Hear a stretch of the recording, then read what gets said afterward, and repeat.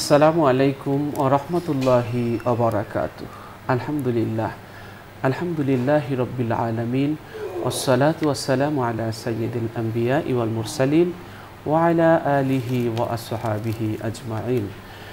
সুপ্রিয় দর্শক শ্রোতা, অনেক অনেক প্রীতি ও শুভেচ্ছা। আশা করছি ভালো আছেন। দর্শক শ্রোতা, আজ আমরা চমৎকার একটি বিষয় নিয়ে আলোচনা করব, আর এই বিষয়টি নিয়ে আলোচনা পেশ করার জন্য আমাদের স্টুডিওতে উপস্থিত হয়েছেন একজন বিশিষ্ট ইসলামী চিন্তাবিদ। আজ আমাদের সাথে আছেন লালকুটি বড় মসজিদ, মিরপুর, ঢাকা এর সম্মানিত খতিব, বিশিষ্ট ইসলামী চিন্তাবিদ মুফতি আল আমিন খান। আসসালামু আলাইকুম ওয়া রাহমাতুল্লাহি ওয়া বারাকাতুহু। ওয়ালাইকুম আসসালাম ওয়া রাহমাতুল্লাহি ওয়া বারাকাতুহু। মোহতারাম, কেমন আছেন? আলহামদুলিল্লাহ, আপনি ভালো আছেন? আলহামদুলিল্লাহ, ভালো আছি। দর্শক, আমরা আজ যে বিষয়টি নিয়ে কথা বলবো সেটি হচ্ছে বিশ্ব শান্তি প্রতিষ্ঠায় মদিনা সনদের ভূমিকা। আসলে একটি সমাজ ছিল মানবতার সবচেয়ে নিচের সমাজ। সেই সমাজের মানুষগুলোকে রাসূল সাল্লাল্লাহু আলাইহি ওয়াসাল্লাম সভ্যতার সবচেয়ে দামি মানুষ করেছিলেন। নগরের নির্মাণ দরিয়ার বুক চিরে হাবিয়ার অনল নিবায়ে স্বর্গের বায়ু এনেছিলেন। দরিয়ার বুক চিরে নগর নির্মাণ করেছিলেন। পুরো পৃথিবীকে শান্তির বার্তা ছড়িয়েছিলেন। সারা পৃথিবী যখন অশান্তির আগুনে ত্রাহি ত্রাহি করছিল, সে তখনই এক ত্রাণকর্তার জন্য অপেক্ষায় ছিল। সেই ত্রাণকর্তা মুহাম্মদুর রাসূলুল্লাহ সাল্লাল্লাহু আলাইহি ওয়াসাল্লাম পৃথিবীতে শান্তি প্রতিষ্ঠা করে মানুষকে দেখিয়ে গেছেন পৃথিবীতে শান্তি প্রতিষ্ঠা করতে হয়। মদিনা সনদের ব্যাপারে আমরা অনেকেই আলোচনা শুনেছি এবং জানি। মদিনা সনদ মানব সভ্যতায় ধর্মীয় এবং রাজনৈতিক জীবনে বিরাট পরিবর্তন সাধন করে। এটি দীর্ঘদিন ধরে চলে আসা নৈরাজ্য, সংঘাত, যুদ্ধ বিগ্রহ বন্ধ করে যুদ্ধবাজ গোত্রগুলোর মধ্যে সৌহার্দ্য, সম্প্রীতি এবং ভালোবাসার একটি সেতু বন্ধন করে দিয়েছে। মদিনার সনদের গুরুত্বপূর্ণ যে ধারাগুলো, সে ধারাগুলো আমরা আজকের আলোচনা করব। আর এই ধারা থেকে আমরা আমাদের পৃথিবী যে কী উপকার লাভ করেছে তার কিছু চিত্র আমরা তুলে ধরার চেষ্টা করব। আমরা জানি যে ঐতিহাসিক ঘোষণার মাধ্যমে এই বহুজাতিক রাষ্ট্র প্রতিষ্ঠিত হয়। ইতিহাসে তা মদিনা সনদ নামে পরিচিত। এটি সভ্যতার প্রথম লিখিত রাষ্ট্রীয় সংবিধান। এই চুক্তির উদ্দেশ্য ছিল সংঘাতের পরিবর্তে শান্তিপূর্ণ সহাবস্থান, অত্যাচারিত নিপীড়িতকে সাহায্য করা এবং চুক্তিভুক্ত সব পক্ষের মান মর্যাদা এবং ধর্মবিশ্বাসের অধিকার সংরক্ষণ করা। মদিনা সনদ এটি একটি গুরুত্বপূর্ণ অধ্যায় পৃথিবীর ইতিহাসের। কুরাইশ এবং মদিনার মুমিন মুসলমানরা এবং যারা তাদের অনুগামী হয়ে তাদের সঙ্গে যুক্ত হবেন, তারা অন্যদের থেকে ভিন্ন একটি ভৌগোলিক জাতি হিসেবে পরিগণিত হবে। এটি ছিল একটি গুরুত্বপূর্ণ ধারা। মুসলমানরা বনু আউফ এবং তাদের মিত্ররা বনু নাজ্জার, বনু হারেস, বনু খাজরাজ, বনু আওস এবং তাদের মিত্ররা বনু সায়দা, বনু জুসাম, বনু আমর ইবনে আউফ, বনু নাবিদ, বনু সালাবা এবং তাদের মিত্ররা জুফনা উপগোত্র, বনু সুতাইবাহ এবং চুক্তিবদ্ধ সব ধর্মপ্রধান এবং তাদের মিত্ররা সবাই তাদের জানমাল এবং ইজ্জাতের নিরাপত্তায় সমান অধিকার পাবে। সবাই সবার সঙ্গে ন্যায়সঙ্গত আচরণ করবে।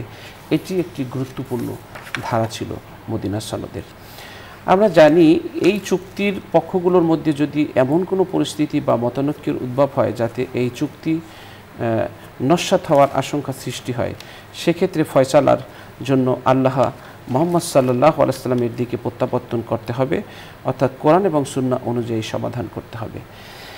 আমরা মদিনার সনদকে আমরা আমাদের ইতিহাসে, পৃথিবীর ইতিহাসে শান্তি প্রতিষ্ঠার একটি বড় মাধ্যম এবং বড় একটি উপলক্ষ মনে করি। এখানে একটি গুরুত্বপূর্ণ যে ধারা ছিল সেটি হলো, যে ব্যক্তি জুলুম করবে সে নিজেকে ধ্বংস করবে, যে ব্যক্তি কোনো অপরাধ করবে সে তার জন্য দায়ী হবে। অবশ্য অঙ্গীকার পূর্ণ করতে হবে, তা ভঙ্গ করা যাবে না। ক্ষতিগ্রস্ত ব্যক্তি প্রতিকার পাবে, মজলুম তার নিজের প্রতিরক্ষা করতে পারবে। চুক্তিবদ্ধ পক্ষগুলো নিজেদের মধ্যে পরামর্শ এবং কল্যাণকামিতা বজায় রাখবে, প্রতিশ্রুতি পূরণ করবে, তা ভঙ্গ করবে না। মজলুমকে সবাই সাহায্য করবে। এই চুক্তির পক্ষগুলোর জন্য মদিনা একটি সংরক্ষিত এবং পবিত্র নগর হিসেবে বিবেচিত হবে। প্রতিবেশীকে নিজের মতোই গণ্য করতে হবে। তার কোনো ক্ষতি বা তার প্রতি কোনো অপরাধ সংগঠিত করা যাবে না। যে ব্যক্তি এই চুক্তির প্রতি বিশ্বাস থাকবে, যার আল্লাহ তাকে সাহায্য করবেন। কারো উপর কোনো হামলা হলে অথবা জুলুম করা হলে বা কোনো অন্যায় ও সীমা লঙ্ঘন হলে অথবা মুমিনের মধ্যে বিপর্যয় বিশৃঙ্খলা সৃষ্টি করতে চাইলে সবাই সম্মিলিতভাবে তা প্রতিহত করবে। নিশ্চয়ই মুমিনগণ স্বতন্ত্রভাবে পরস্পরের মিত্র। কারো প্রতি কোনো অবিচার করা হবে না। কেউ গ্রহণযোগ্য কারণ ছাড়া কোনো মুমিনকে হত্যা করলে তাকে মৃত্যুদণ্ড দেয়া হবে। এই যে ধারা, এই যে ধারাগুলো, এগুলো ছিল মদিনা সনদের একটি গুরুত্বপূর্ণ ধারা, যেটা শান্তি প্রতিষ্ঠায় প্রত্যক্ষ এবং পরোক্ষভাবে অসাধারণ এবং অসম্ভব বেশি ভূমিকা পালন করেছেন। তো আমরা আজকের এই মদিনা সনদ কিভাবে শান্তি প্রতিষ্ঠায় বিশ্বকে সহায়তা করেছে, চলুন বিষয়টি নিয়ে আলোচনা শুনছি আমাদের আজকের অতিথির কাছ থেকে। জি মোহতারাম। ইন্নাল হামদুলিল্লাহ ওয়াসসালাতু ওয়াসসালামু আলা রাসূলিল্লাহ ওয়া বা'দ। রব্বে করিম আল্লাহ সুবহানাহু ওয়া তাআলার দরবারে শুকরিয়া আদায় করছি যে এই সুন্দর সময়ে এমন একটি বিষয় নিয়ে কথা বলছি যেটি এখন বিশ্বে, আমাদের দেশে প্রত্যেকটি জায়গায় খুবই প্রয়োজন এবং আমরা এটার অনুভব করছি মদিনা সনদের। আমরা অনেকে মদিনা সনদের কথা বলি, কিন্তু বাস্তবে মদিনা সনদটা কী সেটাই আমরা জানি না। মানা তো বহু দূরেই থাক, মদিনা সনদের আলোকে সমাজ পরিচালনা এটা তো অনেক বহু দূরেই আছে। আপনাকে ধন্যবাদ জানাচ্ছি শেখ, আপনি চমৎকার একটি বিষয় চয়ন করেছেন। আল্লাহ সুবহানাহু ওয়া তাআলা আমাদের প্রিয় নবী মুহাম্মদ মুস্তাফা সাল্লাল্লাহু আলাইহি ওয়াসাল্লামকে এমন এক সময় পৃথিবীতে পাঠিয়েছেন যে সময় কোনো মানবতা বলতে কোনো কথা সেটা ছিল না। নবী এসেছেন, যতদিন তিনি মক্কায় অবস্থান করেছেন, তার জীবনের 53টি বৎসর মক্কায় অবস্থান করেছেন। তিনি নবুয়তের পূর্ব থেকেই, ছোট্টবেলা থেকেই এই মক্কাকে সাজানোর জন্য চেষ্টা করেছেন মক্কাকে একটি সুন্দর একটি সমাজ উপহার দিতে। চেষ্টা করেছেন মক্কার আরবের চলমান সমস্ত যুদ্ধগুলো বন্ধ করার জন্য। চেষ্টা করেছেন তিনি নবুয়তের পূর্বেও কিভাবে মানুষের অধিকার প্রতিষ্ঠা করা যায়, নারীর অধিকার, প্রত্যেকটি জনগণের অধিকার কিভাবে প্রতিষ্ঠা করা যায়। তিনি মক্কা থেকে এক পর্যায়ে যখন আল্লাহর তাওহীদের ডাক মানুষকে দিলেন, তখনই সবার কাছে এই প্রিয় মানুষটি অত্যন্ত খারাপ হয়ে গেলেন। প্রিয় নবী সাল্লাল্লাহু আলাইহি ওয়াসাল্লাম এমন খারাপ হয়ে গেলেন যে নবীকে তারা হত্যা করার জন্য সিদ্ধান্ত নিল। এমন জঘন্য কাজ তারা করার চেষ্টা করল। অবশেষে আল্লাহ নবী সাল্লাল্লাহু আলাইহি ওয়াসাল্লাম 622 খ্রিস্টাব্দ তিনি আল্লাহ পাকের ফরমান হলো চলে গেলেন মদিনার প্রান্তরে। তবে মদিনায় হিজরতের পূর্বের যে কিছু কথা একটু দর্শককে বলতে হয়। আল্লাহ নবী সাল্লাল্লাহু আলাইহি ওয়াসাল্লাম মদিনায় এমন সময় আগমন করেছিলেন, গিয়েছিলেন, হিজরত করেছিলেন। এটার পেছনের যে প্রেক্ষাপট ছিল, মদিনাবাসী আমরা জানি সেখানে বহু জাতির তারা বসবাস ছিল। ইহুদি ছিল, খ্রিস্টান ছিল, পৌত্তলিক ছিল, বা ইহুদিদের অবস্থানটা সবচেয়ে বেশি ছিল, সেখানে মজবুত ছিল। এইভাবে বহু ধর্মের বহু গোত্র সেখানে বসবাস করত। আর ইহুদিরা যে কাজটি করত, সেই মদিনায় প্রথমে এসেছিল, অবস্থান করেছিল মূলত ইহুদিরা। আর তারা যে কাজটি করত, তাদের আধিপত্য বজায় রাখার জন্য বিভিন্ন গোত্রের মাঝে তারা সবসময় যুদ্ধ লাগিয়ে রাখত। ইচ্ছা করে টাকা খরচ করত, বিভিন্নভাবে লাগিয়ে রাখত কিভাবে তারা মারামারিতে ব্যস্ত থাকে। কারণ যদি তারা অন্যান্য ছোট ছোট গোত্রগুলো মারামারিতে ব্যস্ত থাকে, তাহলে আমরা ইহুদিরা নির্বিঘ্নে থাকতে পারব। যেমনটি তারা বর্তমান বিশ্বে করছে, এই একই নীতি তারা বহুকাল থেকে চলমান, এটি করছে। বর্তমান বিশ্বের বিভিন্ন প্রান্তে তারা অর্থ, অস্ত্র সব কিছু খরচ করে যুদ্ধ বিগ্রহ লাগিয়েই থাকে। কেননা লাগাতে পারলেই তো তাদের বিভিন্ন লাভ, উপকার। বিজ্ঞ উপস্থাপক, আপনার মাধ্যমে যে বিষয়টি বলতে চাই, তো মদিনা এমন একটি সিচুয়েশন সে সময় পার করছিল, আপামর সাধারণ মানুষ, জনতা তারা ফিল করছিল, অনুভব করছিল এমন একজন মানুষের, যেই মানুষ এসে মদিনায় শান্তি প্রতিষ্ঠা করবে, যে মানুষ এসে মদিনায় সুন্দর এক পরিবেশ উপহার দেবে। যেভাবে মক্কায় নবী পরিবেশকে শান্ত করেছিলেন নবুয়তের পূর্বেই, মদিনার মানুষগুলো তারা অনুভব করছিলেন, বারবার মন থেকে চাইছিলেন এমন একজন ব্যক্তি আসুক যিনি এসে এই মদিনাকে শান্তময় পরিবেশ গঠন করবে, মদিনাকে একটি সুন্দরভাবে আমরা যেন থাকতে পারি এটি করবেন। কারণ একজন সাধারণ মানুষের চাওয়া, আমি দেশের সাধারণ নাগরিক, আমি আপনি আমাদের প্রত্যেকের চাওয়া যে সুন্দর করে খেয়ে পরে সুন্দরভাবে যাতে বাঁচতে পারি, চলাচল স্বাধীনভাবে করতে পারি, যেন কোনো ঝামেলা না হয়, রাস্তায় আমার মেয়ে, আমার বোন, আমার স্ত্রী চলাফেরা করবে, নির্বিঘ্নে যেন চলাচল করতে পারে। আমরা কিন্তু সাধারণ মানুষ, আমাদের এটি চাওয়া। মক্কার মানুষ তারাও এটি চাচ্ছিলেন যেটা তাদের ছিল না। সেই প্রেক্ষাপটে তারা খবর পেলেন মক্কার আমার নবী মুহাম্মদ মুস্তাফা সাল্লাল্লাহু আলাইহি ওয়াসাল্লাম। খবর পেয়ে তারা আসলেন প্রথম দল। সেই শপথের কথা আমরা জানি, আকাবার প্রথম শপথ, দ্বিতীয় শপথ। প্রথম শপথে আসলেন কিছু মানুষ, নবীর কাছে বায়াত গ্রহণ করলেন। নবীর আচার আচরণ, মুসলিমদের কালচার, আচার আচরণ, মুসলিমদের যে এই কাজগুলো, এই কালচারগুলো দেখে তারা সত্যি মনোমুগ্ধ হয়ে গেলেন। তারা গেলেন। এরপরে আকাবার দ্বিতীয় শপথে বড় একটি দল তারা আসলেন মক্কায়, এসে নবীর কাছে বায়াত গ্রহণ করলেন এবং নবীকে তারা বারবার আহ্বান করলেন যে ইয়া রাসূলুল্লাহ, আপনি আসেন, আমাদের মদিনাকে আপনি একটু সুন্দর পরিবেশ আমাদেরকে উপহার দেন, মদিনাকে আপনি শান্ত করেন। আল্লাহ নবী সাল্লাল্লাহু আলাইহি ওয়াসাল্লাম যখন তাদের এই আকুতি, তাদের চাওয়া বুঝতে পারলেন, আল্লাহর পক্ষ থেকেও ফয়সালা হলো, তিনি মক্কা থেকে বের হয়ে চলে গেলেন হিজরত করে। হযরতে আবু বকর রাদিয়াল্লাহু তাআলা আনহুকে সঙ্গে নিয়ে তিনি চলে গেলেন মদিনায়। মদিনায় যাওয়ার পরে আল্লাহ নবী সাল্লাল্লাহু আলাইহি ওয়াসাল্লাম এবার এই অশান্ত মদিনাকে, যেটা নবীর আগমনের পূর্বে বিভিন্ন জায়গায় অশান্ত গোত্রে মারামারি চলছিল, দ্বন্দ্ব চলছিল, সেই জায়গায় আল্লাহ নবী সাল্লাল্লাহু আলাইহি ওয়াসাল্লাম এবার শান্তি প্রতিষ্ঠার জন্য সকল গোত্রের প্রধান মেন পার্সনদেরকে একসঙ্গে করলেন যে কিভাবে, যেহেতু আমরা বসবাস করব, এই দেশটাকে কিভাবে, এই নগরীকে সুন্দর করা যায়, আসুন সবাই পরামর্শ করি।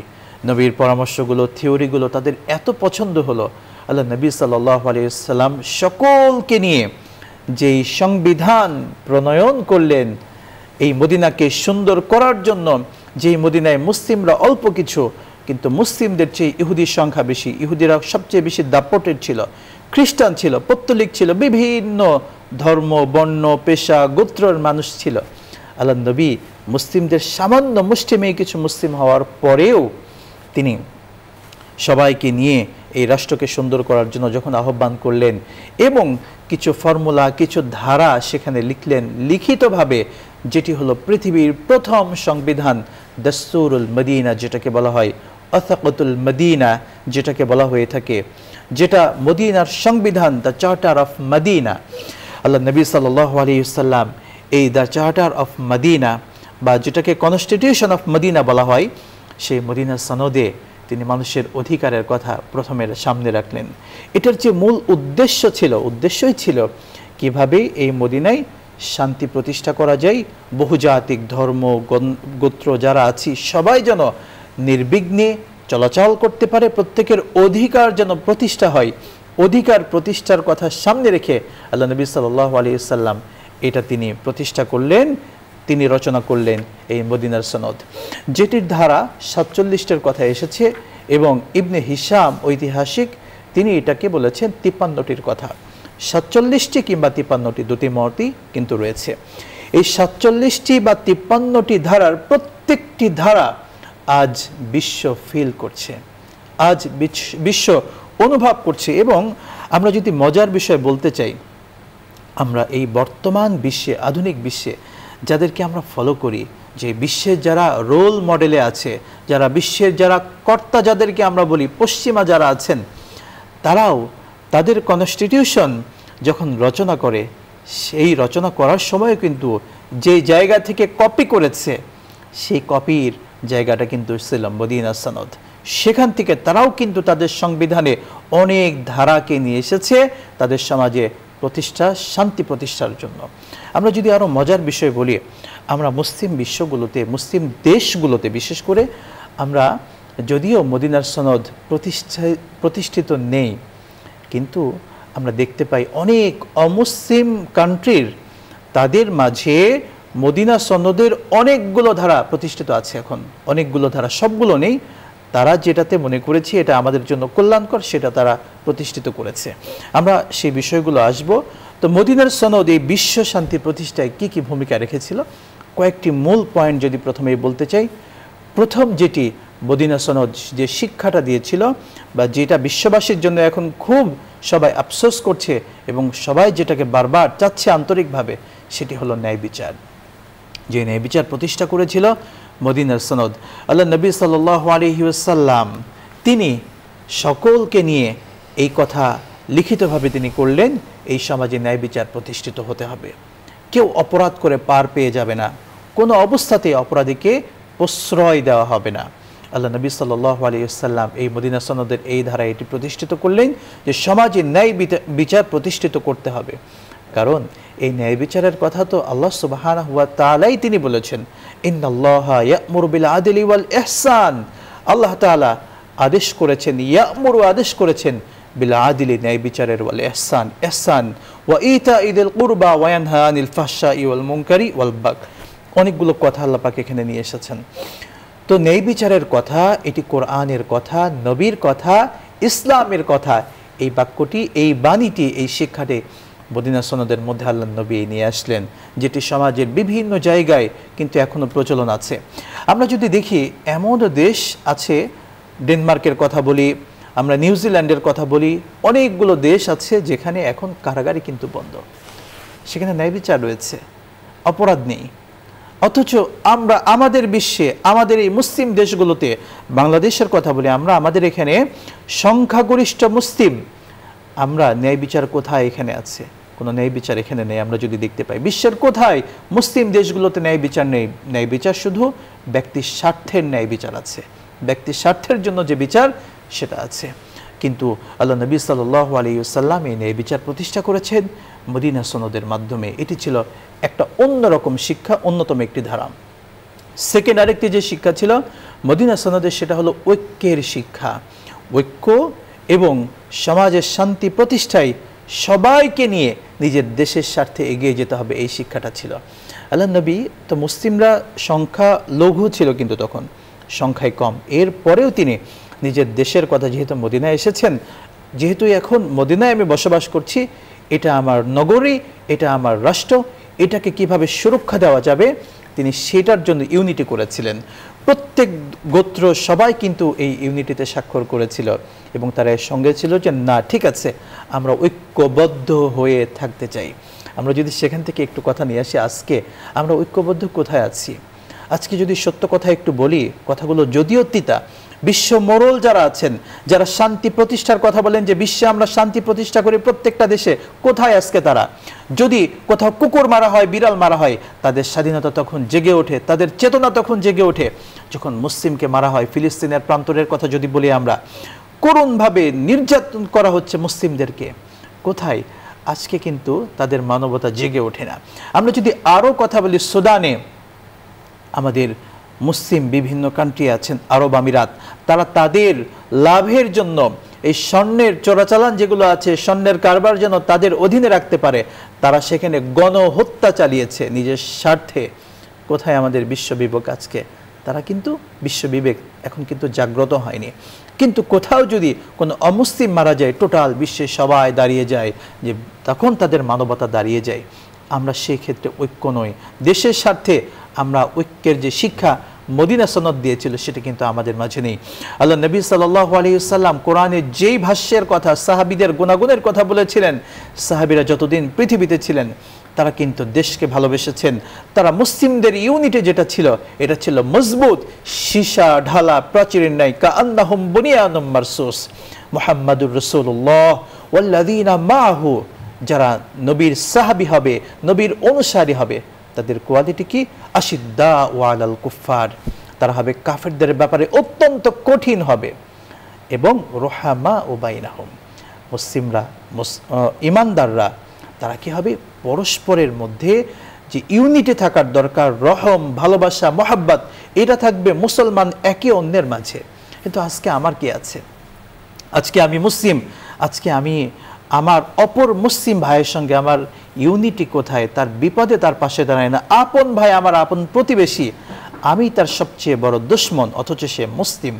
অথচ আল্লাহ নবী শিখিয়েছেন নবীর উম্মত যারা হবে তাদের কোয়ালিটি হচ্ছে তার ভাই যারা আছেন, মুসলিম যারা আছেন, তারা পরস্পর থাকবে রহম দিল, ভালোবাসা, মহাব্বত, একটা সুন্দর সম্পর্ক নিয়ে থাকবে।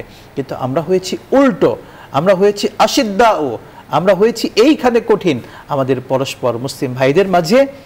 আর যারা নন মুসলিম, যারা ইসলামের সবচেয়ে বড় দুশমন আন্তর্জাতিক বিশ্বে এখন যদি আমরা দেখি, এটাই দেখব আজকে আমরা তাদেরকে আপন করে নিয়েছি আর পর করেছি আমার মুসলিমদেরকে বিক্রি করে, তাদের চেতনা বিক্রি করে আমরা অমুসলিম নন মুসলিম যারা আছে তাদেরকে আপন করে নিয়েছি। মদিনা সনদের শিক্ষা আমরা সত্যি এখান থেকে ভুলে গিয়েছি। আল্লাহ তাআলা আমাদের সকলকে মদিনা সনদের দিকে আবার ফিরে যাওয়ার তৌফিক। আল্লাহুম্মা আমিন। অনেক অনেক ধন্যবাদ। দর্শক, আমরা অনুষ্ঠানের শেষ প্রান্তে চলে এসেছি। অনুষ্ঠানের এই পর্যায়ে রয়েছে একটি মোনাজাত। আপনারাও চাইলে আমাদের সাথে মোনাজাতে শরীক হতে পারবেন। আল্লাহুম্মা সাল্লি আলা মুহাম্মাদ ওয়া আলা আলি মুহাম্মাদ কামা সাল্লাইতা আলা ইব্রাহিম ওয়া আলা আলি ইব্রাহিম ইন্নাকা হামিদুম মাজিদ। اللهم بارك على محمد وعلى آل محمد كما باركت على إبراهيم وعلى آل إبراهيم إنك حميد مجيد. اللهم آمين. اللهم آمين. ربنا ظلمنا أنفسنا وإن لم تغفر لنا وترحمنا لنكونن من الخاسرين. آمين. ربنا فاغفر لنا ذنوبنا وكفر عنا سيئاتنا وتوفنا مع الأبرار. آمين. আল্লাহ তাআলা আপনার শাহী দুয়ারে হাত তুলেছি। আমিন। আমরা গুনাহগার, আমরা অপরাধী, আমরা দুর্বল, আমিন। আমরা অসহায়, আমরা পাপী। আল্লাহ, আপনার ক্ষমার নেয়ামত থেকে আমাদেরকে নিরাশ করে দিয়েন না। আল্লাহ তাআলা আপনার ক্ষমা থেকে আমাদেরকে মাহরুম করেন না। আমিন। আপনার ক্ষমা থেকে মাহরুম হতে চাই না, আপনার নেয়ামত হতে বঞ্চিত হতে চাই না। আমিন। আল্লাহ তাআলা, আপনার কাছে ফরিয়াদ, অপরাধের কারণে রিজিকের দরজা আপনি বন্ধ করে দিয়েন না। আমিন। অপরাধের কারণে সুযোগ সুবিধা, রহমত বন্ধ করে দিয়েন না। আমিন। বারাকা ছিনিয়ে নিয়েন না। আল্লাহ তাআলা, আমাদের উপর আপনি রহম করুন। আল্লাহ আমিন। আল্লাহ, জীবনের সব গুনাহগুলো ক্ষমা করে দিন। আমিন। জীবনের শেষ প্রান্তে দাঁড়িয়ে সব গুনার কথা যখন মনে পড়ে, মনে হয় ভুল ভেবে যা কিছু জীবনের সাথে জড়িয়েছে সবই ভুল। সেই ভুল শুধরানোর সময় তো আর নাই, ঘরে ফেরার সময় হয়েছে। তাই পরিশুদ্ধ পরিপূর্ণ মুমিন মুসলমান হওয়ার তৌফিক দাও। আমিন। মুমিন মুসলমান না হয়ে শেষ ঠিকানায় যেতে তুমি নিষেধ করেছো। তুমি বলেছো, ইয়া আইয়ুহাল্লাযীনা আমানুত্তাকুল্লাহা হাক্কা তুকাতিহি ওয়া লা তামুতুন্না ইল্লা ওয়া আনতুম মুসলিমুন। মুমিন মুসলমান না হয়ে যারা ঈমান এনেছি, রব্বুল আলামিন শেষ ঠিকানায় মৃত্যুর বিছানায় আসতে তুমি নিষেধ করেছো। কিন্তু আমরা তো মুমিন মুসলমান হতে পারি নাই, আমরা তো খাঁটি ঈমানদার হতে পারি নাই, আমরা তো তোমার প্রিয় বান্দা হতে পারি নাই। আমরা গুনার ময়লা এখনো গায়ে মেখে আছি, ময়লার আবর্জনা, গুনার আবর্জনার মধ্যে পড়ে আছি, গুনার স্তূপের নিচে পড়ে আছি, গুনার মহাসাগরে পড়ে আছি। তুমি আমাদেরকে একটু কিনারে ফেরাও গো আল্লাহ। আমিন। একটু কিনারে ফেরাও, জীবনের গুনাহগুলো মাফ করে দাও, ক্ষমা করে দাও। রব্বুল আলামিন, তুমি আমাদের অতীতকে মুছে দাও। আমিন। অতীত জীবনের গুনাহগুলো মুছে দাও। আমিন।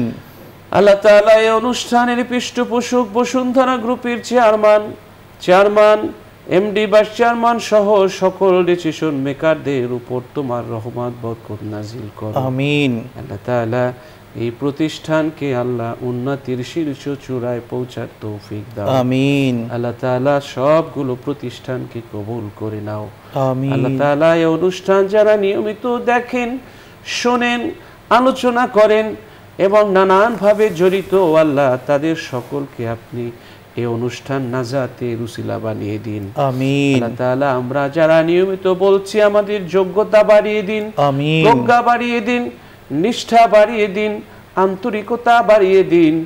আল্লাহ তাআলা এই অনুষ্ঠানকে আপনি ইখলাস পূর্ণ করে দিন। এই অনুষ্ঠান দিয়ে মানুষ যেন হৃদয়ের ঘর আলোকিত করতে পারে, চিন্তার রাজ্যে আন্দোলন সৃষ্টি হয়, তারা নিজেদেরকে সমৃদ্ধ করতে পারে, সেই তৌফিক আপনি দান করুন। আমিন। রব্বিরহামহুমা কামা রব্বায়ানি সগীরা। সুবহানা রব্বিকা রব্বিল ইজ্জাতি আম্মা ইয়াসিফুন ওয়া সালামুন আলাল মুরসালিন ওয়ালহামদুলিল্লাহি রব্বিল আলামিন। আমিন। দর্শক, দীর্ঘ সময় আমাদের সাথে যারা থেকেছেন সকলকে অনেক অনেক ধন্যবাদ, অনেক অনেক শুভেচ্ছা। আল্লাহ সকলকে ভালো রাখুন, সুস্থ রাখুন, নিরাপদে রাখুন, সেই প্রত্যাশায় আজ এখানেই শেষ করছি। আল্লাহ হাফেজ। আসসালামু আলাইকুম ওয়া রাহমাতুল্লাহি ওয়া বারাকাতুহু।